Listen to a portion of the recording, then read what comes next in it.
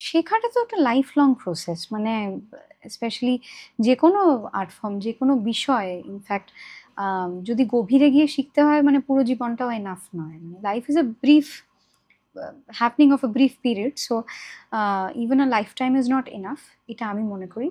তো শেখাটা তো চলতেই থাকবে এবং আম শিখে গভীরে গিয়ে না জেনে যেকোনো বিষয়কে ট্রাই করে ফেলা বা এই যে একটা প্রবণতা যেটার কথা তুমি বললে, এই জিনিসটাকে আমি খুব একটা শ্রদ্ধা করি না।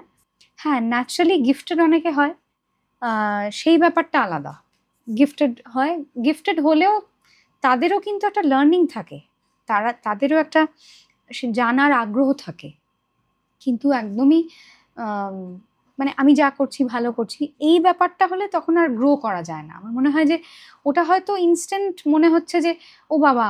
আমার প্রচুর ফলোয়ার্স বা আমাকে প্রচুর লোক দেখছে।" বাট সেই লোকগুলোই কিন্তু আমি আজকে সাস্টেইন না করতে পারলে অন্য একজন ইনফ্লুয়েন্সার এর কাছে বা অন্য একজন আর্টিস্টকে তারা ফলো করবে। So it's very important to innovate.